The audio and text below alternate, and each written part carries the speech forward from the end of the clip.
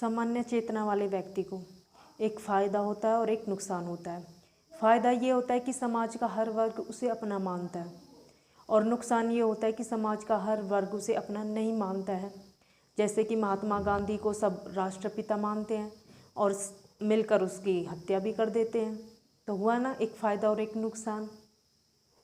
ये स्थिति का मामला, एक स्थिति में कुछ होगी स्थिति और दूसरी सिचुएशन में ये स्थिति कुछ और हो जाएगी। तो ये टोटली क्या है, ये स्थिति का एक मामला होता है। जब भी संयुक्त परिवार बनता है ना, तो उस संयुक्त परिवार में एक ना एक यूनिट ऐसी होती है जिसे लगता है कि उसका नुकसान हो रहा और उसके नुकसान पर दूसरे का फ़ायदा हो रहा है।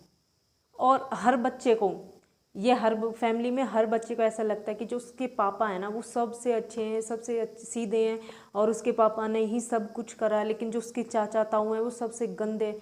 आप किसी को भी उठा लो और जो वो चाचा ताऊओं के बच्चे ना, उनको क्या लगेगा कि मेरे पापा अच्छे हैं और जो दूसरे हैं मेरे पापा के भाई यार वो बहुत ही गंदे। ये कॉमन सी बात है। बस ये है कि ये जो मम्मी है ना हमारी, इस मम्मी ने ही सब कुछ संभाला हुआ है, ये तो मम्मी है, मम्मी की वजह से सब कुछ हैंडल है। तो ये हर बच्चे के लिए उसके पापा सर्वश्रेष्ठ हैं। और बेटी का तो क्या ही कहना, बेटी के लिए तो उसके पापा सब कुछ हैं, सबसे बेस्ट हैं। उनसे बेस्ट तो कोई इंसान हो ही नहीं सकता। तो ये हर फैमिली के अंदर होता है। वो ताऊ चाचा या किसी को भी दोष दे सकते हैं, बट अपने पापा को बिल्कुल भी नहीं देंगे। उनका कहना तो बस ये है कि जो सब कुछ ना हमारे पापा ही कर रहे हैं, चाचा ताऊ तो सब ऐसे ही हैं।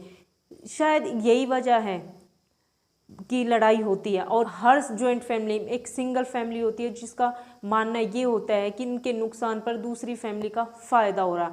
और जो ये सब कुछ बसड़ मचरी होती है ना, इसका सीधा सीधा सा जो आंदोलन है ना वो एक बहू पे फोड़ दिया जाता कि ये बहू जब से आई है ना हमारे घर में लड़ाई झगड़े हो रहे हैं, चाहे वो पहले से कुछ भी हो रहा सही, उससे मैटर नहीं करता। बट अभी का जो पूरा का पूरा चल रहा है ना सिचुएशन, सारी जो चल रही है वो सब बहू के माथे पे फोड़ देनी कि ये जब से आई है ना तब से हमारे घर के ये हालात हो गए। क्योंकि इससे पहले तो उनके हालात ख़राब ही नहीं हुए हैं। और तो और क्या कहेंगे कि ये जब से आई है ना मेरा भोला भाला सीधा साधा सा बेटा भी इसके ही बातें मानता है, पता नहीं क्या क्या पट्टियाँ पढ़ाती रहती है इसको अकेले में। इसका किया धरा है, पहले हम इतने अच्छे से रहते थे, लेकिन ये जब से आई है इसने तो सत्यानाश ही उठा दिया मेरे घर का। बहू को तो कुछ पता ही नहीं है क्या चल रहा है, उनका खानदानी क्या लड़ाइयाँ थी, क्या झगड़े थे, क्या भाइयों में बन रही है। लेकिन जब उस पर फोड़ दिया गया सारा का सारा बम, तो अब वो क्यों चुप रहेगी, अब तो वो बोलेगी ना। अब तक थी ना थी जिम्मेदार, बट अब जरूर वो जिम्मेदार बन जानी है इस चीज़ की।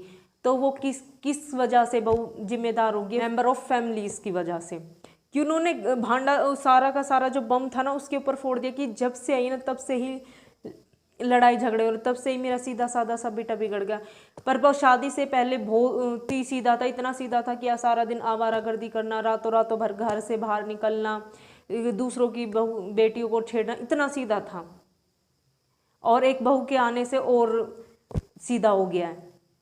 तो अब आप सोच के देखो कि बहू किस तरीके से जिम्मेदार होती है घर को तोड़ने के लिए। हालांकि हर फैमिली में एक फोर्स होती है जो घर तोड़ने का काम करती है और वो पूरी कोशिश करती है कि ये फैमिली टूटे।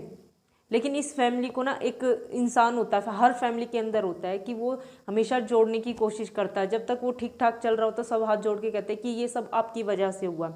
लेकिन जैसे ही कुछ हलचल मचने लग जाती है ना, तनाव वाली गृहस्थी आ जाती है, एक तनाव वाला माहौल पैदा हो जाता है, तो सब कहेंगे कि इसकी वजह से हुआ है, जब से इस इंसान ने किया, इस इंसान ने घर बर्बाद कर दिया।